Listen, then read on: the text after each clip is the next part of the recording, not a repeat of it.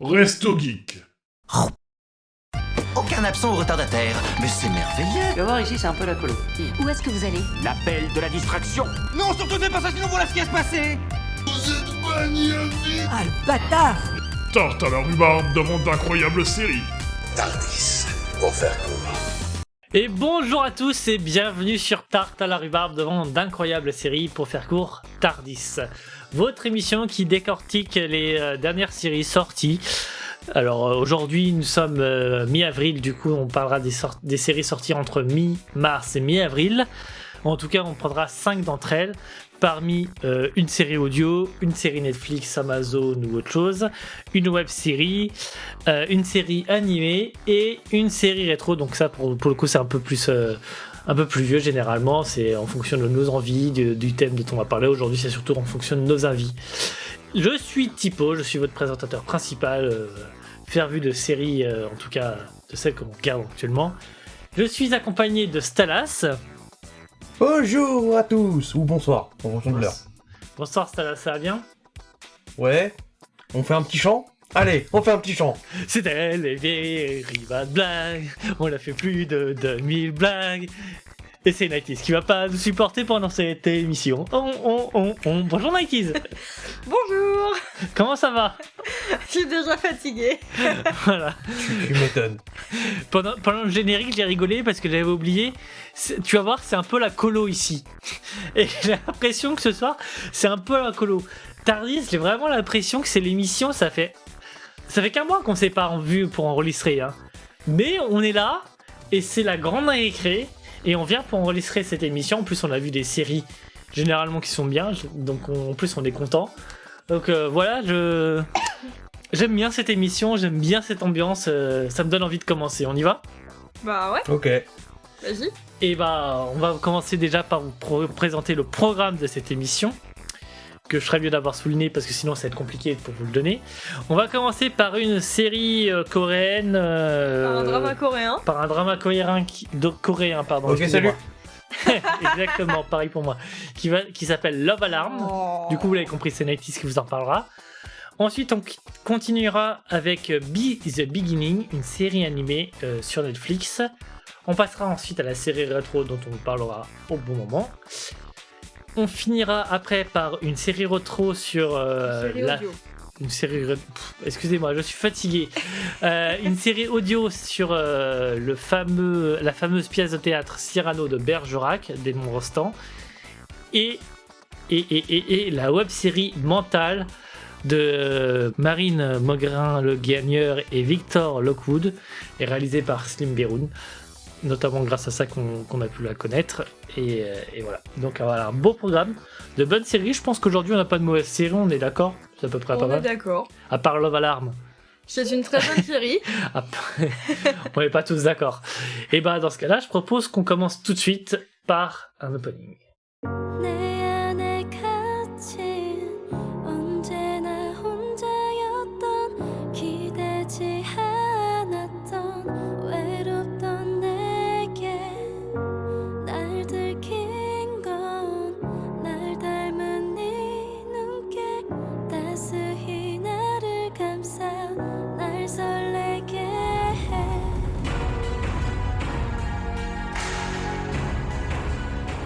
Bon, Stalas, viens, on va se suicider puis on la laisse parler. Non mais vous restez à côté, ça se trouve j'allais découvrir un truc très très bien.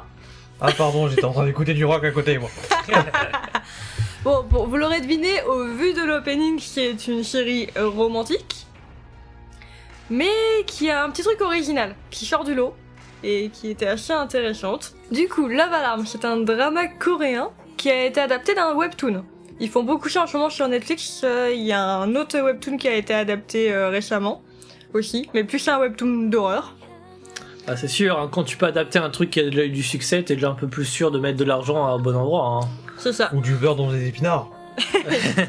Exactement. Du coup, c'était le webtoon de Cheon Kye-young, si je le dis bien, et qui a été reprise par Netflix pour faire un drama qui a été diffusé en 2019 et dont la saison 2 vient de sortir mi-mars. Du coup, Love Alarm, qu'est-ce que c'est? C'est l'histoire de Kim Jojo, une lycéenne, dans un monde où il y a une application qui a été créée Une application qui te prévient quand quelqu'un qui t'aime arrive à moins de 10 km de toi. En gros, elle capte les sentiments amoureux et fait biper ton application sur ton téléphone en mode attention, quelqu'un t'aime autour de dans les 10 km alentour. Au moins, il y a plus qu'une personne qui m'aime dans les 10 km alentour. Et Salas, tu m'aimes?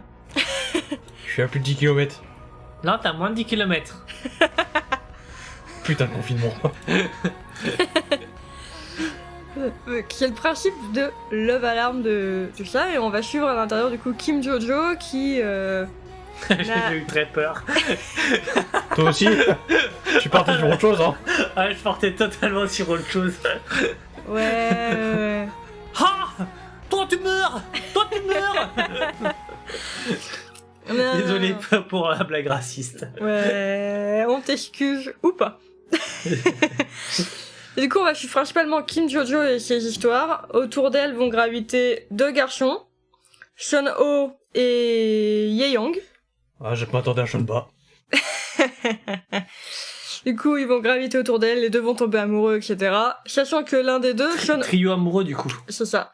Mais sachant que l'un des deux, Sean Ho, toutes les filles l'aiment. Donc lui, il va à un endroit, t'as son appli qui bip toutes les 30 secondes. Même pas, 10 secondes. Ah, c'est la tentation. Un peu. Mais par derrière, on va suivre aussi l'histoire plus principalement de Kim Jojo qui a... Ses parents sont morts, elle a des dettes à rembourser, une vie difficile, complications. Ouais, donc, dur la vie, hein. Donc on suit un peu tout, on suit un peu l'application, qui l'a créée, pourquoi, dans quel but. Mhm. On suit Kim Jojo et ses aventures amoureuses, mais aussi ses galères dans la vie. Et on va suivre un peu l'histoire des deux garçons, leur amitié, et alors du coup ils sont amoureux de la même fille et autres. Donc c'est comédie romantique, ok. Drama coréen, ok, il y a des trucs bien accentués comme on aime dans les dramas coréens, ou comme certains détestent, chacun c'est mon avis. Mais avec la petite originalité de l'application, voir qui l'a créé, pourquoi, les améliorations qu'ils font dessus et tout. Non, surtout ne faites pas ça. Sinon, voilà ce qui va se passer. Dans 5 ans, Netflix va créer une nouvelle série sur un drama coréen sur Love Alarm, votre application phare. Alors surtout, ne faites pas ça. Ouais, ça va, calme-toi. Et il faut qu'il se calme, hein. Et donc voilà, c'était pour Love Alarm. Mais c'est un très bon drama coréen qui change un peu de ce qu'on peut voir d'habitude dans leurs comédies romantiques basiques, qui peuvent être basiques. Bon, très franchement, c'est pas notre truc avec Stalas, hein, mais si jamais c'est votre truc, n'hésitez pas à les regarder, ou si vous ne savez pas si c'est votre truc ou pas, testez, et puis vous ferez très vite votre propre avis. Franchement, si vous n'aimez pas, vous ferez très vite votre propre avis. Exactement. Et si vous voulez des conseils en drama coréen, parce que celui-là vous plaît pas, mais que d'autres vous tentent, n'hésitez pas à demander, j'en connais certains des très bien. Ouais, c'est sur le Discord, Lighties sera là pour vous conseiller. C'est ça. Et du coup, je lui donnerai une petite note de 8 sur 10. Ah, quand même, c'est pas mal. Ouais. Bah, ouais, l'histoire est prenante, t'as envie de savoir la suite. Les musiques sont très bien aussi, elles vont bien avec le thème à chaque fois. Ça fait très musique romantique lente et tout, mais ça va bien avec. Ok. Voilà. Et bah parfait, bah merci Nighties. Pour une fois, on va recommencer une nouvelle intervention par Un opening. un opening. Someday I'll be gone to somewhere that we belong, and God has never played his role, 'cause I'm the one who saves my soul. It's a perfect world we're longing for so long.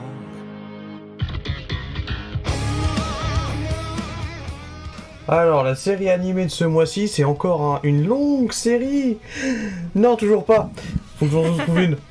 Alors, toujours des... Il y a One Piece, il y a Détective Conan, il y a... Non, avec un nom très long. Oui, un nom très long. oui, On s'en fout de la... Mais non, moi je vous cherche pas des longues séries à regarder, ça sert à rien. Non, là ça va être donc B comme The Beginning... alors B, pardon, pas comme... B The Beginning, donc B le commencement. Waouh, quelle belle traduction. Non, alors... c'est A le commencement, après il y a B, après il y a C. Ouais, mais bon, je vais te faire un synopsis et tu comprendras peut-être pourquoi le B. Ah, merci Stalas.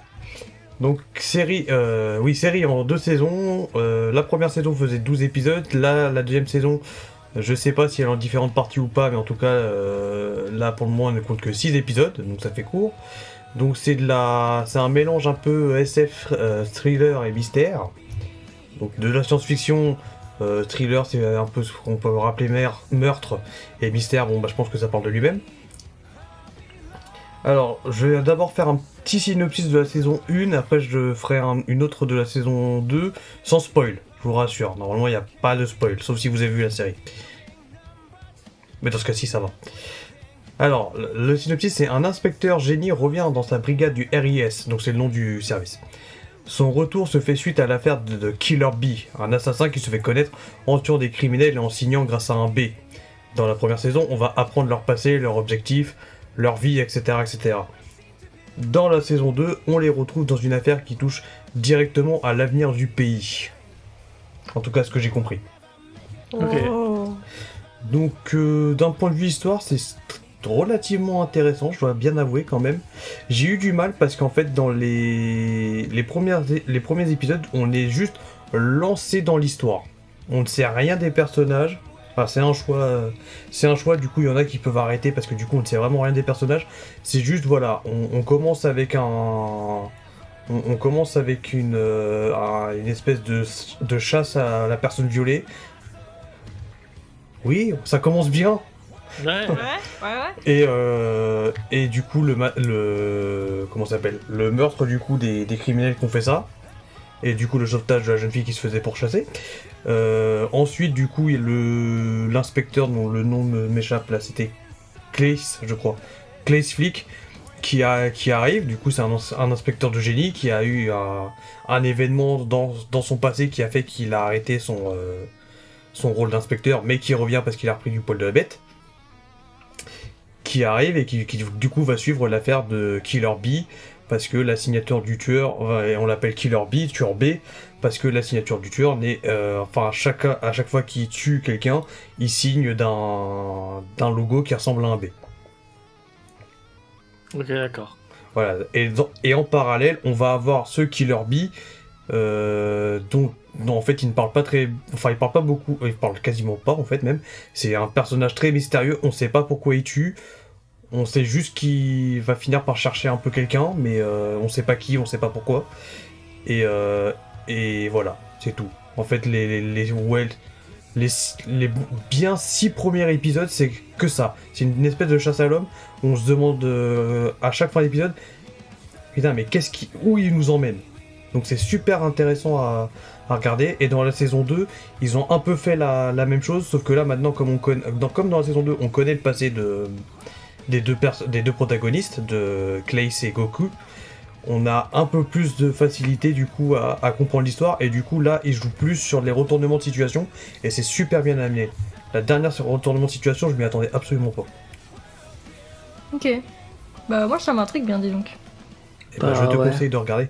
Et habituellement je le fais pas, parce que habituellement je me renseigne pas dessus.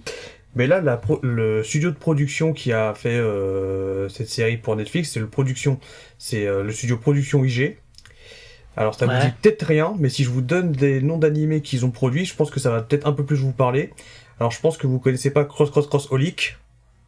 Non. Non, bah c'est une série Clamp qui est assez sympa, je vous la conseille. Vous avez peut-être entendu parler de Pokémon les origines. Oui. Ouais, c'était joli. Bah, C'était joli et c'était très sympa, belle, ouais. très belle série et très bien animée. Vous avez très certainement entendu parler de SNK. Oui. Bah c'est le studio qui a produit les saisons 1 et 2, et surtout gros coup de cœur du coup, c'est eux aussi qui ont produit toutes les saisons de Kuroko's Basket. D'accord. Ok. Dont j'ai parlé dans une ancienne épisode, parce que c'est un de mes animés Manga favoris. Alors manga, je l'ai pas lu, parce que c'est un peu chiant de lire les mangas les mangas j'avoue. de sport, je trouve. Mais en animé, il est très bien en animé, et l'histoire est très intéressante à suivre. Et bah merci Stalas, une petite note pour, Moi, je pour agrémenter tout ça. Ouais, je partirais sur un bon 9 quand même. Ah, pas mal. Ça donne encore plus envie. Et bah merci Stalas. Mais de Et rien. on va partir sur une série rétro qui est un animé aussi. Alors animé plus dessin animé, on va plus appeler ça comme ça. De notre enfance. De notre enfance, ouais, on peut dire ça comme ça aussi. Et je vous laisse vous essayer de deviner rien qu'en écoutant le générique. Les peuples de la galaxie maîtrisent des pouvoirs fantastiques appelés fluides. Leur puissance est telle qu'on a interdit de les utiliser, sauf dans un domaine. Un sport devenu le plus spectaculaire de tous, le Galactic Football. Sur Aquilian, notre fluide s'appelle le souffle. Il y a 15 ans, une terrible explosion secoua notre planète, fit disparaître le souffle et balaya nos chances d'accéder à la Galactic Football Cup. 15 ans à l'écart de toute compétition. 15 ans de neige et de glace. Mais aujourd'hui, l'espoir renaît. Une jeune génération de joueurs est à nouveau capable de ressentir le souffle d'Aquilian. Sauront-ils le maîtriser? Notre avenir en dépend. Galactic Football. Alors voilà, donc effectivement Galactic Football, une série animée sortie sur... alors, la saison 1 est sortie sur France 2, la saison 2 est sortie sur Jetix et la saison 3 sur Disney XD, et ça a été diffusé entre 2006 et 2011. Et il devait y avoir une saison 4, il a pris il y a pas longtemps, Merci 90s, une saison 4 qui n'a jamais été faite par manque de budget, et déjà, dans les épisodes, ça manquait de budget. Mais ils feront peut-être une BD, qui ont le budget. Ouais, enfin ouais, un webtoon. Allez alimenter leur Tipeee. Je suis pas sûr qu'ils en aient. Du coup, je vais vous refaire un résumé, même si du coup on a déjà tout eu dans le générique. Mais en gros, ça met en scène l'équipe de football une équipe de football dans un monde totalement futuriste, avec plein de peuples dans la galaxie. Donc, vous imaginez un peu un univers type Star Wars dans le peuplement de la galaxie, pas dans les actions, etc. Mais il y a plein d'espèces, etc. Et du coup, on suit une jeune équipe qui s'appelle les Snow Kids. Pour ça, quand t'as dit SNK tout à l'heure, ça m'a refait penser aux Snow Kids. Je me suis dit, finalement, il y a un lien entre nos trucs. Et en fait, ils veulent essayer de gagner la Galactic Football Cup, qui est l'équivalent de la Coupe du Monde de football. Enfin, là, du coup, c'est la coupe interstellaire de la galaxie. Non, pas de la galaxie, interstellaire, inter-univers voilà. Et ils viennent d'une petite planète qui s'appelle Aquilian, et du coup l'histoire commence sur le fait que il y avait un match qui se passait pour se qualifier justement. En fait, comme la Coupe du Monde, il y a des poules et après ils se qualifient pour les 8e, etc. Et ils devaient se qualifier pour la Galactic Football Cup. Et sauf qu'au moment du match, il y a eu un grand froid qui s'est abattu partout. On appelle ça la grande glaciation. Et ça a congelé le stade. Il y a plus d'équipe enfin si, il y a une équipe, mais une équipe un peu bizarre qui les remplaçait, mais il y avait plus de personnes qui faisaient cette équipe. Et les équipes ont une particularité, c'est qu'elles utilisent des fluides. Donc chaque espèce, en fait, en fonction de sa planète, a un peu des fluides. Et Aquilian, ils avaient le souffle, ce qui est appelé le souffle. Et après cette grande glaciation, le souffle a complètement disparu. Et les fluides sont des choses hyper dangereuses, de ce qu'il en est dit. Et ça a été autorisé seulement de les utiliser dans des matchs de foot, parce que c'est réglementé, etc. Et voilà. Et impossible de les utiliser autre part, c'est contrôlé, etc.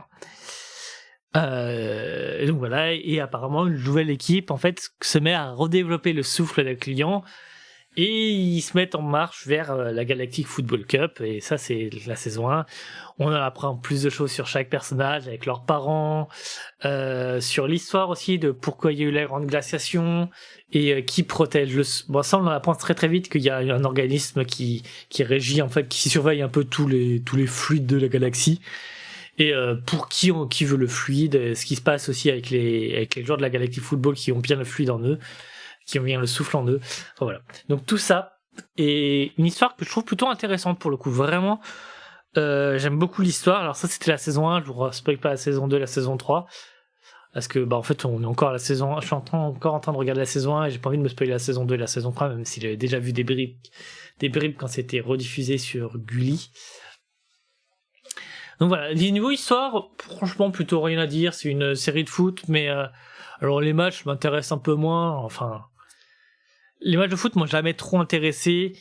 J'en ai regardé certains et forcément au moment quand t'es pris dans le match, bah tu supportes un peu et puis tu vas avec eux en fait. Mais donc il y a ce petit truc là, mais sans plus. Et c'est vraiment pour l'histoire derrière. Je veux savoir ce qui se passe, je veux savoir ce qui s'est passé. Et donc c'est vraiment pour ça plus que pour le match de foot que je regarde. Parce que je n'ai jamais été un grand fan de foot. Donc ça c'est niveau histoire. Nautilus, j'ai rien oublié sur l'histoire. Non, du tout. Ok. Maintenant on va passer côté technique. Alors c'est un peu comme Code Lyoko, ça mélange la 2D et la 3D. La 2D quand ils sont pour tous les dessins on va dire, et la 3D pour quand ils sont en entraînement ou sur un match de foot. Donc il y a vraiment que des images 3D à ce niveau-là, qui ont dû être capturées, pareil avec des mouvements de personnes, etc. Et alors c'est beau, c'est simple parce que ça reste un dessin animé, etc. C'est pas moche non plus. Mais par contre, on sent vraiment que la série a eu un grand manque de moyens parce que franchement, sur 26 épisodes dans la saison 1, je suis sûr qu'il y a au moins un épisode entier au total de réutilisation de scènes. Vraiment, il y a beaucoup de réutilisation de scènes et beaucoup de réutilisation de mouvements aussi, mais plus de scènes. C'est-à-dire, comme j'expliquais à Stalas et Nighties avant l'émission, dans Code Lyoko, au niveau de la saison 4, par exemple, ouais, je fais le rapprochement avec Code Lyoko parce que c'est un de mes animés préférés. Mais dans la saison 4, en fait, ils ont dû, en fait, capter les mouvements des personnages pour les combats qu'une seule fois ou deux. Et du coup, pendant toute la saison 4, généralement, on retrouve à peu près toujours les mêmes combats, mais ils vont juste un peu plus loin.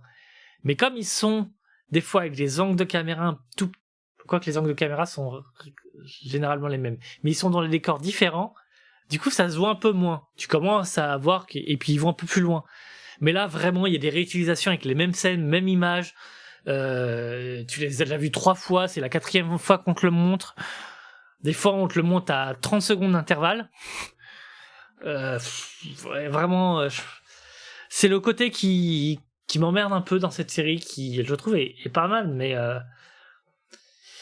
il y a un moment tu fais j'ai déjà vu et ça te sort un peu du truc. Heureusement c'est plutôt limité aux sessions 3D qu'à la partie 2D. Donc heureusement, mais ouais, franchement là-dessus c'est dommage. C'est une série que j'ai bien aimée. Nathis, tu veux rajouter des trucs du coup dessus toi? Bon, j'aime bien l'histoire de fond. J'avoue qu'on s'attache aux personnages, on veut savoir ce qui se passe avec leurs parents, avec le fluide, le bidule, le truc. Ça c'est bien. Après les matchs, bon, sans plus. Et j'avoue que la réutilisation des images, principalement dans les matchs, Ouais. je décroche pendant les matchs. Je raccroche après pour la suite de l'histoire, mais je décroche pendant les matchs. Mais sinon c'est sympa. Je pense qu'on a déjà assez parlé sur Galactic Football. Oui, Je mettrais une note. Une note. Ah, c'est dur. Je pense que je note. Allez, on va faire comme ça. On va noter on va mettre 6,5. Moi aussi, je vais mettre des ennemis maintenant. Bravo, vous m'avez T'as perverti? C'est ça. T'as vu, je te laisse? On a perverti Avec 0,5. Avec une bonne grosse partie de un 4-5 pour l'histoire et le reste c'est pour l'animation. Ok. Ça me va. Et ben voilà, on arrive à la fin de l'émission. Non, au milieu de l'émission. T'as déjà pressé de nous quitter? Oui. Et je n'avais pas fait gaffe, mais je vais enchaîner. Alors qu'à chaque fois, elle m'évite à chaque fois d'enchaîner. Mais je vais enchaîner sur une autre série. Donc pas de repos pour moi, c'est pas très grave. On garde une. Parle. On garde une série une vraie série coup de cœur qu'on a eu avec Nighties pour la fin. Du coup, je vais vous parler de Cyrano de Bergerac. Mais de quoi?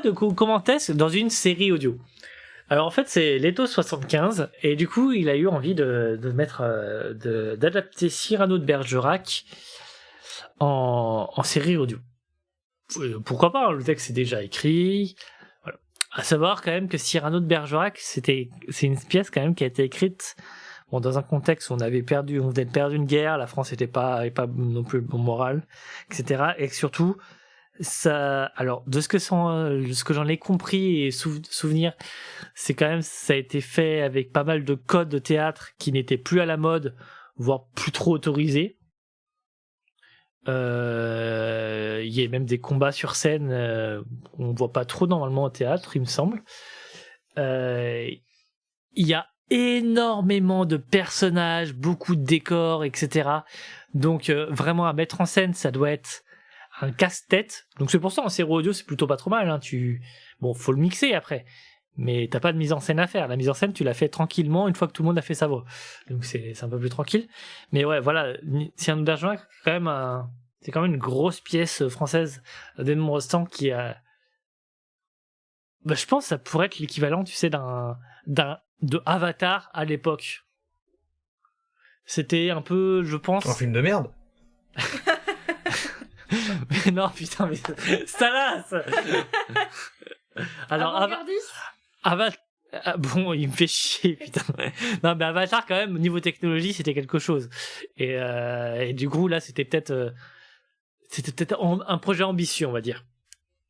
En tout cas.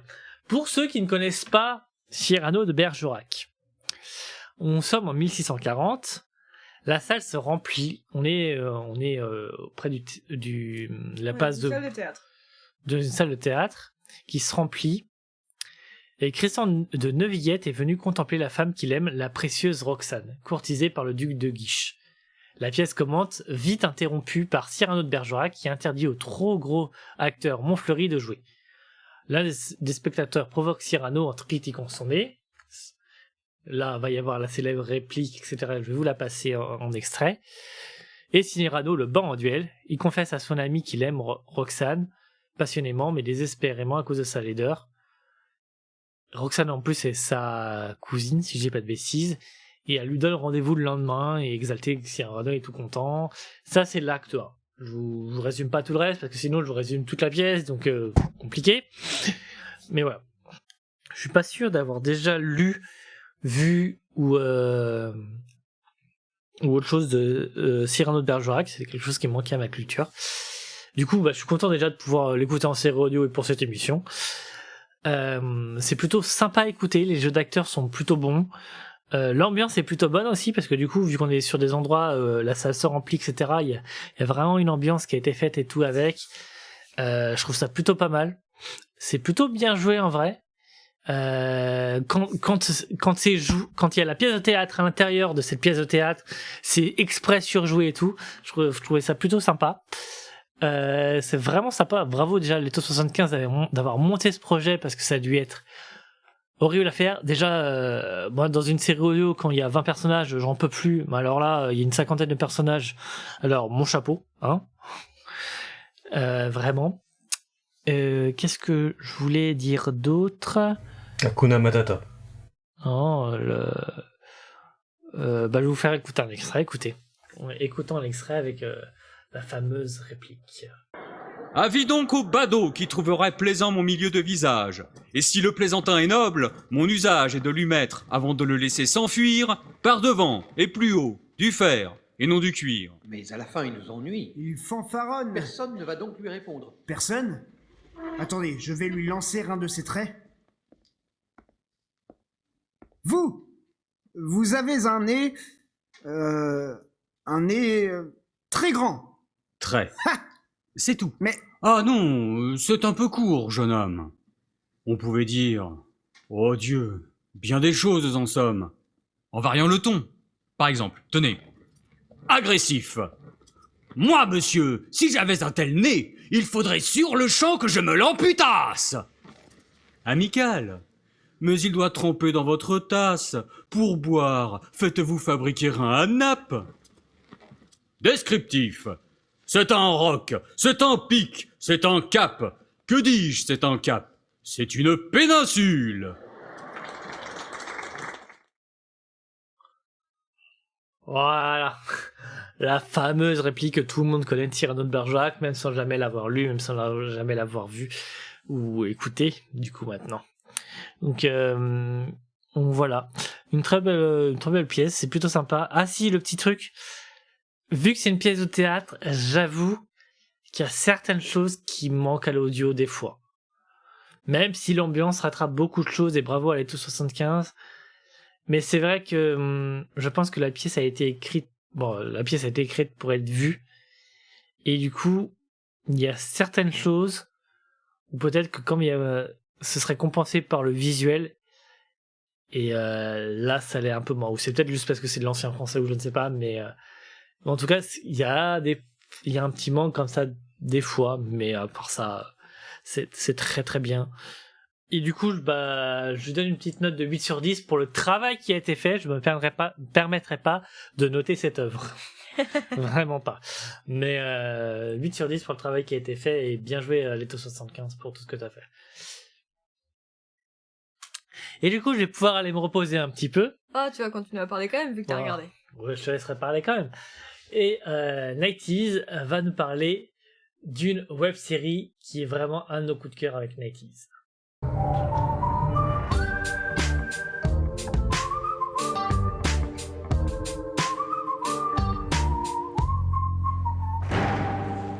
Et ouais, du coup, on va vous parler d'une web-série française, Mental.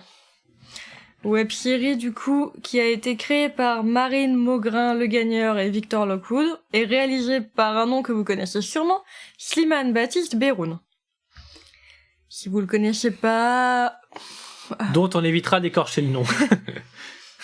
Oui, mais je l'ai bien prononcé. Oui, et on oui, évitera non, mais... de l'écorcher en l'écrivant dans les posts sur les réseaux plus tard. Et du coup, si vous le connaissez pas, professeur Castafold dans Visiteur du futur... dont on a déjà parlé aussi dans un autre Tardis. C'est ça, en série rétro, si je me souviens bien. Ouais. Du coup, Mental, qu'est-ce que c'est? C'est une série française diffusée sur France TV /, du coup la partie web de France TV. Et l'histoire se déroule dans une clinique, les Primes Verts, et plus précisément dans le service de pédopsychiatrie. On va suivre Marvin, qui a été arrêté par la police et qui, pour éviter la prison pour jeunes, en tout cas, se fait admettre dans la clinique des Primes Verts. Il va y rencontrer 3 personnages, du coup, Mélodie, Simon et Estelle. 3 ados pensionnaires en thérapie dans la clinique. Et on va suivre tout du long de la web-série leur amitié, leurs difficultés, leurs maladies, etc. Donc, en gros, on va suivre Marvin qui s'est fait interner alors qu'il aurait dû aller en prison et finalement découvrir que il a peut-être un souci mental de son côté aussi. Suivre Estelle qui est schizophrène. Ouais. Suivre Simon qui ressent beaucoup trop les émotions. Et toujours à 120% dans tout ce Petite qu'il fait. précision, il ne vomit pas. Enfin, pas quand il est content. Merci pour cette précision, Dr Castafold. Merci. Et Mélodie qui... Comment expliquer le cas de Mélodie? C'est une mythomane. Mythomane et d'un autre côté mal dans le chapeau, et c'est un peu bizarre. Ouais, c'est ça, elle est mythomane et s'aime pas comme elle est et veut être quelqu'un d'autre en fait. Elle s'assume pas. Ouais, et si je me souviens bien, elle a un trouble bipolaire aussi. Ouais. Ce qui l'aide pas à faire tout ça. Donc on va suivre ces 4-là pendant les 10 épisodes de la première saison. On va suivre du coup l'intégration de Marvin avec tout le monde, la vie de tout le groupe d'adolescents. Et la saison 2 vient de sortir début avril, de Mental, et on va retrouver tous nos personnages pour la suite de leurs aventures, quelques mois après la fin de la saison 1, Ouais. pas longtemps après. Et on va voir... comment dire? Il y avait un personnage un peu secondaire dans la saison 1, Hippolyte, qu'on va beaucoup plus voir dans la saison 2. Puis il y a de nouveaux personnages aussi qu'on voit. Des nouveaux personnages qui arrivent. On s'attache aussi pas mal au personnel. Oui. La psychiatre. Avec consentement, bien entendu. La psychiatre jouée par Nicole Ferroni. Psychologue, Nicole Nicole Ferroni et personnel soignant et le personnel soignant. surtout ceux qui est proche des ados. Surtout Riyad. Ouais. Si je me souviens bien, qui est le du nom, qui est proche des ados. Et comment expliquer cette série? C'est juste un petit bijou. Alors ouais, je peux en rajouter si tu veux. Vas-y. En gros, on suit leur histoire, mais en fait, on suit leur histoire mentalement, en fait, enfin, psychologiquement parlant. C'est vraiment, on suit leurs soucis, leurs problèmes d'émotion, leurs trucs comme ça. Et en fait, on s'attache. Ce que j'aime beaucoup dans cette web-série, c'est que déjà, ça met en... Alors c'est peut-être pas exactement comme ça que ça se passe dans La vie réelle. dans la vie réelle. Bon, on met quand même un avant de la société dont on ne parle pas, parce que bah ils sont pas comme nous, du coup on parle pas. Et je trouve que cette série fait tellement du bien d'avoir ce genre de choses, même si c'est pas exactement comme ça, de déjà montrer qu'il y a des gens qui sont différents et qu'en fait tu peux totalement t'y attacher, qui sont totalement comme nous, mais ils sont juste un peu plus fous que nous dans un certain sens, Je dirais qu'ils sont édulcorés. Ils sont du coup. Et voilà, ça fait vraiment du bien. Je trouve, ça fait... Enfin, je pense que s'il y a des gens qui se plaignent, alors qu'ils sont bien, il y a des gens qui se plaignent et ils sont vraiment dans la merde. Mais généralement, les gens qui se plaignent, c'est pas ceux qui sont totalement dans la merde, mais ceux qui sont bien et qui ont une petite merde. S'ils pouvaient regarder cette série, relativiser un peu, voir les problèmes que peuvent avoir les autres. Imaginez les soignants aussi, comme ils galèrent à soigner ces gens, à les accompagner. Ça, tout en gardant une distance professionnelle, en fait. Ce qui doit être le plus compliqué. Surtout dans les services là pour ados et pour enfants. Ouais, en plus, c'est les ados. Donc, vous voyez des ados normales, attends, des abdos malades. Donc, ouais, franchement, c'est un vent de fraîcheur, je trouve, cette série. Et c'est vrai on voit pas de l'histoire de l'extérieur. Oui. On a l'impression des fois d'être avec eux dans leur histoire. Du coup, t'es accroché, tu t'accroches à eux. Ouais, voilà, franchement, très très bonne série. Des génies, les auteurs qui ont écrit ça. Je sais pas s'ils ont eu quelqu'un de leur famille comme ça, ou s'ils ont pu y aller, ou autre chose. Mais merci. Vraiment merci. J'ai envie de dire que ça. Merci pour cette série. Et bon, on vous conseille complètement de la regarder et n'hésitez pas à regarder tous les bonus aussi qu'il y a autour. Ouais, une note ? Moi je dirais cœur sur 10. On va avoir un cœur sur 10 par émission maintenant. Donc ça fait un 10 sur 10. Hein. Voilà. Stalas, un truc à dire avant qu'on termine cette émission ? Non, j'ai pas eu le temps de regarder. Regarde, dès que t'as du temps. Regarde, tu seras pas déçu. Oui, bah après, je rappelle que le monsieur que vous citez depuis tout à l'heure, il était aussi scénariste du Visiteur du Futur, donc... Oui. Et de la théorie... Et de Je n'ai jamais su dire et non, la théorie théorie des des balls, voilà. le secret des balls... dont on a déjà parlé maintes et maintes fois dans d'autres émissions. Donc on connaît déjà un peu son talent d'écriture. C'est ça. Ah mais c'est pas lui qui a écrit, hein. Il est juste réalisateur. Il est juste réalisateur. Bah c'est pas mal non plus. Ouais, c'est pas mal non plus, mais il a donné une chance à un projet, du coup, ça veut dire... Enfin bref, oui, c'est pas lui qui a écrit, donc vraiment, bravo aux auteurs que je ne connais pas, du coup. Bravo aux auteurs et bravo à Sim pour la réalisation, qui je pense aide beaucoup aussi à s'immerger et à s'adresser aux personnages. Ouais. Et on a hâte de voir le film Le Visiteur du Futur. Ah, exactement. et la saison 3 de Mental, je veux la suite. Je sais pas s'il y aurait une saison 3 quand même, la saison 2... J'aimerais bien une suite, moi. faut draguer sur les réseaux. Enfin voilà. Et bah merci de nous avoir écoutés, ça nous fait une bonne émission encore une fois. Je pense qu'on a beaucoup parlé cette fois-ci. Je verrai au montage, peut-être que je vous aurai coupé quelques trucs, on verra. En tout cas ça vous intéresse pas puisque vous ne les aurez pas entendus du coup. Merci de nous avoir écoutés. Un bonheur encore une fois de faire cette émission. Je suis toujours content d'être avec vous, Nighties et Stalas. Merci. C'est vraiment très très sympa. J'attends toujours mon chèque. Et bah, tu peux attendre encore longtemps, c'est très très sympa. Un truc en bois, ça te va ?